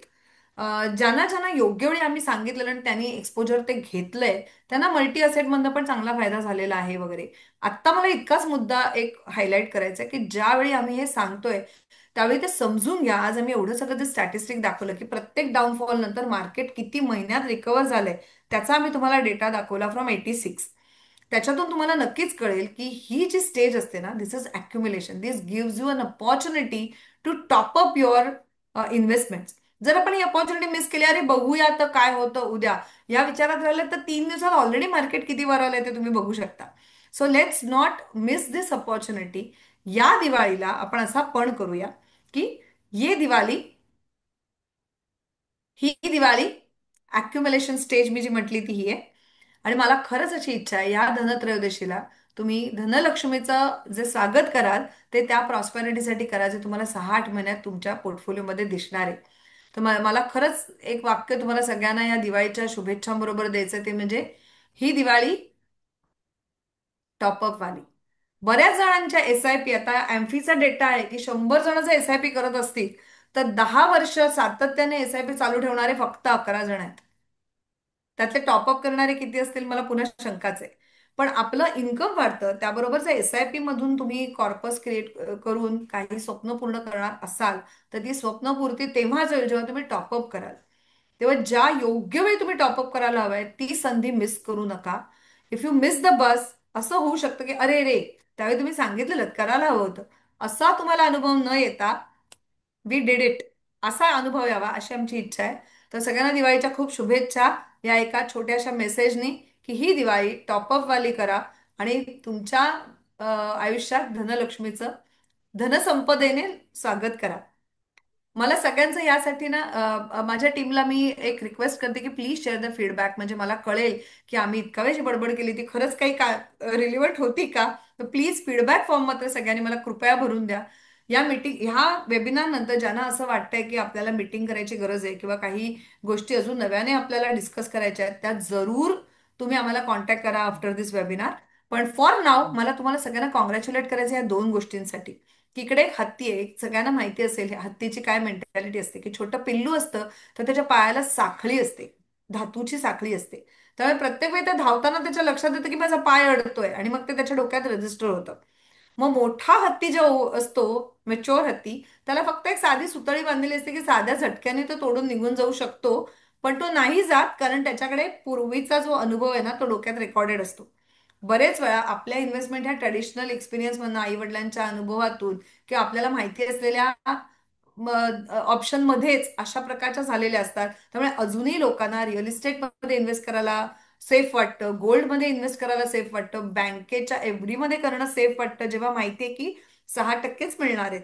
पण आय एम सो हॅप्पी की हे सगळेजण जे 70 जण तुम्ही आता शेवटपर्यंत थांबलेले आहात त्या सगळ्यांनी या हत्तीच्या मेंटॅलिटीतून स्वतःची सुटका केलेली आहे म्हणूनच तुम्ही म्युच्युअल फंडमध्ये इतक्या चांगल्या पद्धतीने इन्व्हेस्टेड आहात. आता हे दुसरं एक खूप छान व्हायरल व्हिडिओ आहे जो मलाही खूप इंटरेस्टिंग वाटला.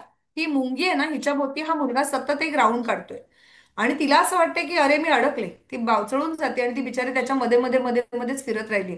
तिला त्याच्या बाहेर जाण्याची भीती वाटते. ती सगळीकडे गोल गोल गोल गोल फिरेल मग हा आणखीन एक छोटा सर्कल काढेल तिच्या भोवती.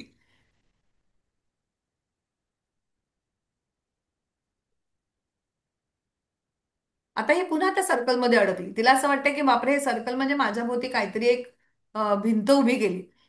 करता करता तिच्या लक्षात येते ही भिंत नाहीये आणि मग ती अनस्टॉपेबल असते. आता आपल्याला या मेंटॅलिटीवर काम करायचं की आता आपल्याला कळलंय की आपण इन्व्हेस्टमेंट केल्या स्टॉक मार्केटचं आज बऱ्यापैकी तुम्हाला इन्साइट्स कळलेले आहेत की कशा पद्धतीने आपले पैसे वाढतायत किंवा लॉंग टर्म मध्ये स्टॉक मार्केट कशा पद्धतीने रिटर्न्स देतोय. जेव्हा आपण एखाद्या अंधाऱ्या खोलीमध्ये लाईट लावतो ना तेव्हा आपण कॉन्फिडेंटली आज जातो तोपर्यंत आपल्याला भीतीच असते. आज या भीतीची भिंत आपण मोडून पाडली आणि आपण त्यातनं बाहेर गेलोय. So I want every one to be unstoppable be rich be happy. तर मला हा दिसत नाहीये रे पोल दिसत नाहीये मला. अच्छा I am sorry I think I minimize that video हे आणि मला आता दिसत नाहीये ते. Again technology you can stop sharing. नाही तर परत रन करा. नाही नाही it's there maybe he knows it well. थोडंसं काय अजून आम्ही जेन्झीज एवढे आम्ही स्मार्ट नाही आहोत त्यामुळे कधीतरी असं होतं की मग आता माझा पोलच हरवला. नाही आणि त्यातनं तुम्हाला थँक्यू. प्रत्येकाला जर का काही क्वेरी असेल पोर्टफोलिओ रिव्ह्यूच्या बाबतीत म्हणा किंवा आपण टॉपअप करायचं का नाही करायचं का काय एकदा तुम्ही डेटा शीट भरून परत एकदा आम्हाला भेटू शकता. म्हणजे आपण नव्याने परत एकदा आपण तुमच्या पोर्टफोलिओकडे बघून तुमचे इंडिव्हिज्युअल प्रश्न पण सोडवू शकतो. ओके मी एंड करते poll. May be will share the results. So I'm extremely happy that people found it 100% relevant. Thank you so much. म्हणजे सर आपला जो हा छोटासा इनिशिएटिव्ह होता to reach out to all those who are invested for 1.5 year with us, आणि ज्यांना हे सगळे प्रश्न पडले त्यांच्या प्रश्नांची उत्तर आपण देण्यामध्ये थोडे यशस्वी झालोय. So thank you so much for the feedback. दुसरं आहे टॉपअप, ते आपण definitely will get in touch with every one. पण ज्यांना हे प्रश्न पडलेत ना की आता I am holding back some amount, आणि आता मग लोन रिपे करू की इन्व्हेस्ट करू, का एखादं घर घेऊ, का गोल्डमध्येच इन्व्हेस्ट करू, का कुठला पेन्शन प्लॅन घेऊ, ह्या सगळ्या प्रश्नांचे कॉल घेण्याआधी कृपया आमच्याशी बोला. त्याची तथ्यता समजून घ्या. कारण फिनान्शियल आपल्या हार्ड अन मनी आहेत, त्यामुळे प्लीज बी केअरफुल. ह्या बाबतीत आम्हाला जरूर भेटा. आम्हाला आवडेल ते डिस्कस करायला तुमच्याशी. ज्यांनी मे बी लिहिले मे बी ते त्या कॅटेगरीत आहेत की लिटल कन्फ्यूज करू का नको. So please do meet us. आणि दुसरे कुठले फिनान्शियल कन्सर्न असतील तरी definitely you can always get in touch with us. आणि thank you so much for rating it so well. Thanks a lot. आणि आतापर्यंत ज्यांनी ज्यांनी प्रश्न विचारलेले होते चॅटमध्ये, तर त्यांना मी पर्सनली त्यांच्या त्यांच्या चॅटवरती उत्तरं दिलेली आहेत. सो अच्छा. अजून सुद्धा कुठले जर का प्रश्न बाकी असतील तर you can get back to us हो. ॲट एनी आता पॉइंट ऑफ पुढची एक टाइम. 10 मिनिटं आपण सगळ्यांचे एक प्रश्न घेऊया. So you can unmute and you can always shoot your questions. आणि प्रश्न नसतील तर समजा हॅपी दिवाळी विश करायला सुद्धा आपण आपला व्हिडिओ आणि ऑडिओ चालू करू शकतो. So once again Diwali, top up Diwali आपण साजरी करू. नमस्कार सायली आणि प्रसाद, खूप चांगला झाला सेमिनार. थँक्यू सगळे निखिल सर. इन्फॉर्मेटिव्ह सेमिनार होता. Thank you very much. माझा एक प्रश्न होता की आता मगाशी सांगितलं तसं की गोल्ड आणि सिल्वर. थँक्यू रचना. हा thank you sir. Sadashiv sir. Sir Nikhil sir प्रश्न विचारतायत. सॉरी निखिल सर बोला. हा, नमस्कार प्रसाद सर आणि सायली सर, खूप चांगला झाला सेमिनार, खूप इन्फॉर्मेटिव्ह होता. Thank you very much. थँक्यू. मी मध्ये एक मगाशी प्रश्न विचारलेला, गोल्ड आणि सिल्वर आता आपलं हायला आहे मगाशी सांगितलं, तर आपल्याला त्याच्यावरती काही ऍक्शन घ्यायची आहे का? सर त्याच्यावर ऍक्शन म्हणजे जर तुम्ही आत्ता परचेस करायला गेलात तेच ऑलरेडी ओव्हर व्हॅल्यूड. आपण मल्टी असेट फंड ऑलरेडी घेतलेला आहे, मला वाटतं तुमच्या याच्यामध्ये पण तो आहे. सो त्याच्यामध्ये your already got commodity exposure through that mutual fund, आणि तुमचे रिटर्न्स त्या स्कीमचे नक्कीच चांगले असतील. You can revisit your portfolio and just have look. Okay, thank you. आता it's little late to enter. पण इफ युअर म्हणजे खूप त्याच्यामध्ये काय म्हणायचं रॅली असेल असं म्हणणं कठीण आहे. सिल्वर तर यू हॅव ऑलरेडी सीन. तर आत्ता सुद्धा जर आपण एक मिनिट, मी मुद्दाम ती एक शेअर करते स्लाइड जी आत्ताच्या वेल्थ मध्ये आलेली होती. आपला वेल्थ न्यूजपेपर जो आहे ना, त्यात आलेली एक फार सुंदर स्लाइड आहे. Just minute, give me just couple of minutes.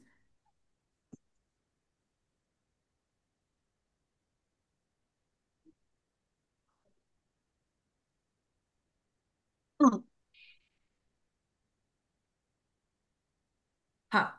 So ही जर दिसत असेल ना तुम्हाला, तर इथे काय केलंय 2016 पासून 25 पर्यंत वेगवेगळ्या असेट क्लासचं रँकिंग केलंय ऍज पर ओके. रिटर्न. आणि if you get to see लास्टला 10 इयर रिटर्न्सचं जे एक ॲव्हरेज त्यांनी दिलेलं आहे, who is the winner, it's a winner game suppose. तर ओके. इक्विटीच्या मिड कॅपला 16.1% मिळाले, आणि that is the highest return earning asset. म्हणजे okay. Equity still above gold, in spite gold and silver doing so well, extremely well. आत्ता सुद्धा ही situation आहे की मिड कॅपला 16.1 रेटिंग मिळाले या वेल्थच्या ज्या रिसर्चने ते केलेलं आहे त्यांना. तो सांगण्याचा मुद्दा हाच आहे की आपण कुठला विनर आहे ना त्याच्या मागे न लागता आपल्या असेट अलोकेशन प्रमाणे जे एक्सपोजर घेतलं, still you can get more than the winner returns. Okay. Okay, चालेल, थँक्यू. आता आय थिंक इट इज म्हणजे जर तुम्हाला फक्त प्युअरली गोल्ड आणि सिल्वर मध्ये घ्यायचं असेल तर number one gold digital. Secondly it's little late, पण if you are okay to take high risk high return, I say digital investment is always good. Precious metal मधलं असलं तर काही आपण आता सेल करायचा विचार केला तर चांगलं आहे का? सर हा जरा मी तुमच्याशी वन ऑन वन डिस्कस केला चालेल का मुद्दा? हो, चालेल, चालेल, Then I'll चालेल. disclose some statistic with you, आणि which will not confuse and take others time, पण will definitely reach you out. चालेल, थँक्यू, फक्त तुम्ही थँक्यू खूप व्हेरी मच. बिझी असता हो, तुमच्याशी कधी बोलायचा प्रश्न पडतो. हो, चालेल, thank you, is thank you. Holding a very high position, so I can understand. खूप बिझी असतात सर, पण सर यासाठी थोडासा वेळ काढा, आपण नक्की बोलूया. शुअर, नक्की, thank you, thank you very much. Thank you so much sir. Thanks for attending. Prasad आणि सायली मॅडम, अतिशय सुंदर तुम्ही प्रोग्राम केलात आणि ह्या अशा वेबिनारमुळे अतिशय उत्कृष्ट माहिती मिळालेली आहे सर्वांना. थँक्यू आणि so day too much. Day जे टेन्शन असतात ते सगळ्यांनाही निघून जातात. फक्त एक टेक्निकल मला प्रश्न विचारायचा आहे, जो तुम्ही मगाशी दाखवलात तो साधारण 2019ला कोविडच्या काळात तुम्ही DIS आणि FIS ची जी हे दाखवलं बॅलन्स, हा, which was 8,000 crores per month, आणि आत्ताचा 28,000 दाखवला मंथली. करेक्ट. तर त्या हिशोबाने मी जे डेली मॉनिटर करतोय, in the last future, I mean last few months म्हणा, FIIs आर एक्झिटिंग आउट ऑफ दिस हो. सिनारिओ. तर या. DIS ची तेवढी ताकद आहे का, हो. Strength, so that we can rely on them and आपला कॉन्फिडन्स जास्ती वाढू शकतो. नाही, आता त्याच्याचमुळे काय झालंय की जर का तुम्ही गेले 2 वर्ष किंवा 3 वर्ष सुद्धा बघताय की एफ हं. आय अग्रेसिव्हली बाहेर पडतंय ह्याच्यातनं. करेक्ट. आणि आपण लकीली आता पॅन्डेमिक नंतर ह्या सेक्टरमध्ये एवढा अवेअरनेस वाढलाय की करेक्ट. इथे DIIचा इन्फ्लो एवढा वाढतोय. म्हणजे जर का SIP जर का 28,000 करोड आहे, म्हणजे आम्हाला सांगायला आनंद वाटतो की आमच्यासारखा छोटा एक MFD डिस्ट्रीब्युटर असेल तर तो सुद्धा ऍब्सोल्युटली. महिन्याला 10 ते 15 कोटी रुपये सगळ्या क्लायंटचे इन्व्हेस्ट करतोय. म्हणजे करेक्ट. आणि हे सुद्धा अजून फार कमी लेवलला आहे. म्हणजे आज सुद्धा तुम्ही तुमची अख्खी हाऊसहोल्ड इन्व्हेस्टमेंटचा जर का तुम्ही ग्राफ बघितलात तर आत्ता सुद्धा अख्ख्या ग्राफमध्ये फक्त 7% is invested in mutual fund. So still correct. Time to go. म्हणजे अजून भरपूर वेळ आहे इथे इन्व्हेस्ट करायला. अजून प्रचंड करेक्ट. पैसे लोकांकडे बाकी आहेत. म्हणजे मला खरंच कधीतरी माझ्याकडे लकीली इन्कम टॅक्स रिटर्न पण आहेत. त्याच्यामुळे मला कळतं क्लायंटकडे 5-5 कोटीच्या FD आहेत अजून ठेवलेल्या. ओ, आय सी. पण तोपर्यंत तरी निश्चिंती आहे. DIS जोपर्यंत आहेत आपल्याला कसलीच काळजी नाही. हा, ऍब्सोल्युटली. एक्झॅक्टली. आणि दे हा हॅव कम ऍट अवेअरनेस तर पार. तरी अजून ना पेन्शन फंड किंवा गव्हर्नमेंटचे फंड अजून इथे आपण अग्रेसिव्हली आलेले. टाकत नाही आहोत. मग हे हं. जेव्हा अलोकेशन चालू होईल त्यावेळी तर प्रचंड मच मच. लेवलला हे वाढू शकतंय. पण तुम्ही राईटली पॉइंटेड की जिथपर्यंत हा शो कंटिन्यू होईल ना तिथपर्यंत आपल्याला सगळ्यांनाच रिटर्न मिळत राहणार आहे. म्हणजे मी म्हणतोय की आपण अशा प्रत्येक 10 लोकांना सांगितलं पाहिजे की तू म्युच्युअल फंडमध्ये टाक, तर ऍब्सोल्युटली. DIIचं पर्सेंटेज वाढेल. मी तर माउथ पब्लिसिटी तुमच्या बाबतीत म्हणजे कुठेही म्हटलं तुम्ही या, अशा अशा तुमची जेव्हा ऍडव्हर्टाइजमेंट येते, इथे इथे वेबिनार आहे, म्हटलं मला तर ऑलरेडी अनुभव आहे, मला माझं तर काम झालेलं आहे आणि I am already attach. But you go one and one hand there and experience this thing actually like काय आहे. आणि म्हटलं त्याला करेक्ट. काय पैसे लागत नाही. Then you get convince, you come back to me, I explain. बरोबर. So doing the best, let's see. Thank you, thank you so much. Work it out. एक सर असा thank you very much both of you. Thank you. एक असा प्रश्न आलाय की real estate हे का होतंय, market why is coming down आणि why it is so inflated. तर मी तर रादर असं म्हणेन की काही वर्षांपूर्वी it was so much over valued किंवा काय वाटेल तसं ते चाललेलं होतं, विच गॉट करेक्टेड. तर आता जे आपल्याला सिनारिओ दिसतोय तो असा आहे की yes, real estate is really not growing that well. आणि इन फ्युचर पण इट लुक्स लिटिल डिफिकल्ट.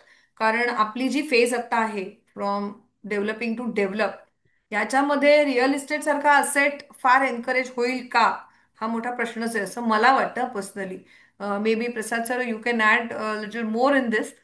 पण ऑफकोर्स दॅट आणि आता रिअल सर इस्टेट. अजून दुसरा एक असा, सॉरी टू इंटरप्ट, पण असा पण हा एक विषय आहे की इन्व्हेस्टमेंट म्हणून जर तुम्ही करत असाल तर एक वेगळा सिनारिओ आहे. पण इव्हन ही पुढची जनरेशन आहे, दे are not really much keen on buying real estate. कारण त्यांना सगळ्यांना आपण ऑलरेडी आपल्या जनरेशनने एवढं करून ठेवलेलं आहे की obviously they are going to get it inherited. त्यामुळे कदाचित पुढची जनरेशन एवढी कॉम्पिटेटिव्हली रिअल इस्टेट करतही नाहीये. सो डिमांड सप्लाय म्हणतो तसं पण थोडंसं आहे. आणि maybe sir your inputs on this. नाही, and mainly real estate returns depends upon selection of the property. And in the area like in metro cities 50 lakh में तो कुछ नहीं होता है. 1-2 करोड़ रुपया तो रियल इस्टेट में मिनिमम चाहिए. So that is so that's why it takes a huge budget also. आणि जेव्हा ऍक्च्युली रिअल इस्टेट फंड ज्यावेळी चांगले काम करायला लागतील ना, सो जसं म्युच्युअल फंड शेअर्समध्ये काम करत आहे तसं जर का रिअल इस्टेट फंड ज्यावेळी रिटेल लोकांना पार्टिसिपेशन वाढेल त्यावेळी रिअल इस्टेटचे रिटर्न्स पण वाढायला लागतील असं मला वाटतंय. वेल पण सेट. ते अजून अदरवाईज रिअल इस्टेट फंडला मिनिमम 1 कोटी रुपये थ्रू लागतायत. सो रिटेल पार्टिसिपेशन अजून त्याच्यात काही होत नाहीये. अच्छा, somebody was saying something आम्ही मिस केलं का? पण आत्ताचं जे रिअल इस्टेटचं जे हे आहे ना, ते इन्व्हेस्टमेंट म्हणून जे तुम्ही करताय त्यात ऑनबोर्डिंगच इतकं प्रचंड एक्सपेन्सिव्ह आहे की ट्रान्सफर फी आणि रजिस्ट्रेशन हे सगळं करून म्हणजे ऑलरेडी तिकडे 8-9% तुमचे जातात आणि त्याच्यानंतर तुम्हाला जे रेंट मिळतं ते हार्डली 2% असतं आणि मेंटेनन्स वगैरे वगळता कदाचित ते आणखी कमी होत असेल. आणि आता जे बिल्डर्सचे रेडी फ्लॅट आहेत त्याच्यावरच्या ऑफर्स बघितल्या तर रिसेलला किती पुन्हा अप्रिसिएशन मिळेल again a question mark. And Residex index says hardly in metro cities, real estate has gained 4.5%, 4.9% I believe.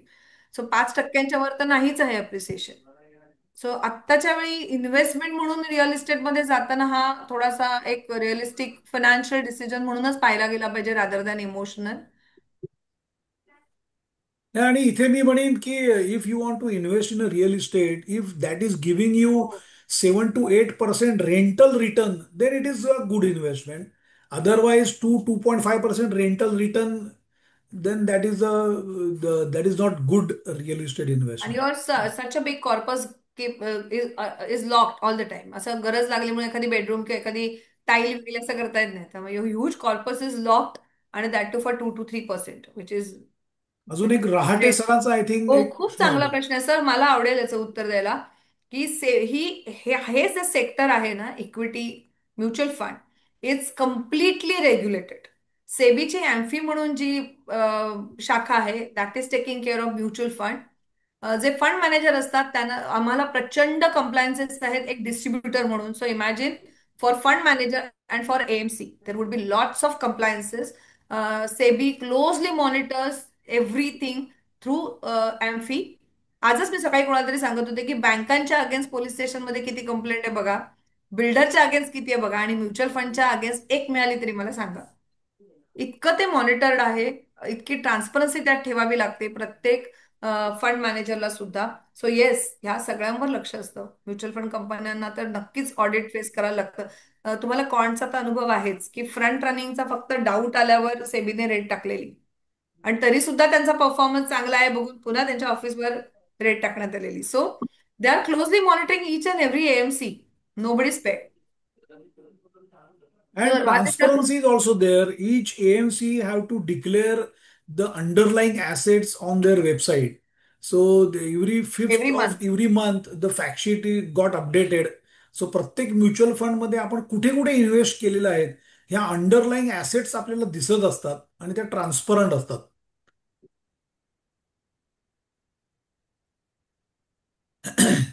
Okay, I think आता क्वेश्चन्स येत नाहीत चॅटवर. सो बहुतेक झालेत प्रश्न विचारून असं आपण समजायला हरकत नाही. काही अजून काही असेल तर जरूर अनम्यूट करा, विचारा. Feel free to ask any question. फक्त जर काही पर्सनल पोर्टफोलिओ रिलेटेड असतील तर मला ते वन ऑन वन डिस्कस करायला जास्त आवडतील. Hi Trupti, nice to see you in the webinar. O high. I'm actually very impressed. I mean, I understand Marathi, but मी बोलू शकत नाही. असं So म्हणतानाच इतकं fluently. छान मराठी बोललेस तू already.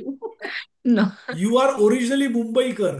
I'm originally Mumbaikar, but I really want to thank Shelly and Prasad because I actually stayed tuned for the whole of 1.5 hours. And I mean, what is satisfying for me to know the depth of work which is going on behind. Like, it's so easy. I come from a background where I like to control my own money. When I say control my own money, is like, invest my own money, do my own in research, charge of figure out finance. my, yeah, like I have grown up like that from the beginning. And I remembered at one point in time, and Prasad kept telling me that, why don't you? And last 2 years or maybe more than that, we've started to work with your team. wellness, and you are doing what I used to do earlier, and now I can enjoy more vacations in terms of time and not worry about. But I'm very impressed to see the amount of research that's going on, the amount of continuous work that is happening. So it is very, very good. Very Thank you So good. so much, much. Trupti. We always appreciate you as women entrepreneur, and that too, you're doing such wonderful things. And I really want to invite you on my women forum.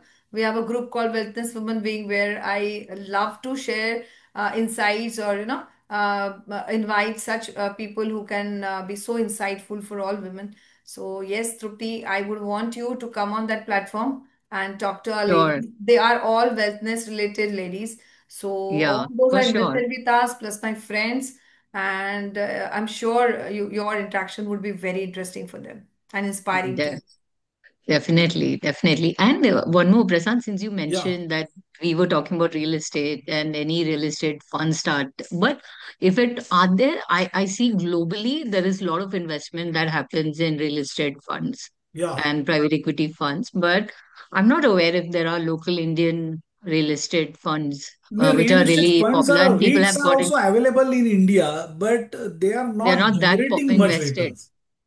Yeah. Their And returns what are do you hardly think 5 to is 6%. and what do you think is the reason?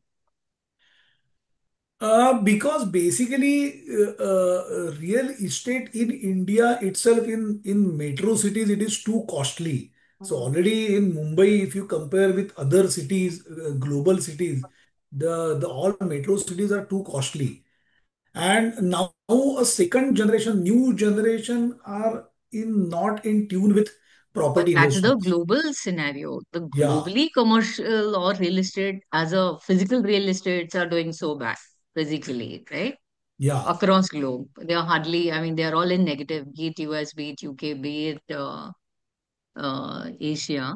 But I somehow still see a lot of investments that are going in real estate funds.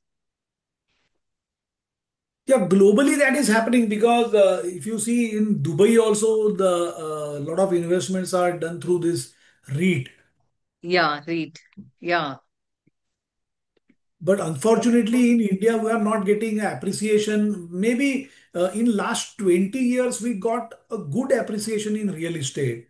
But if you see in last 5 or 7 years, the cycle has changed now. Yeah. Sanjay सरांनी हाच प्रश्न विचारला की writ मध्ये वगैरे invest करावेत का, मी त्यांना म्हटलंय वन ऑन वन बोलूया. त्याचं मुख्य कारण हेच आहे सर, की ओव्हरऑल एप्रिसिएशन एवढं नाहीये.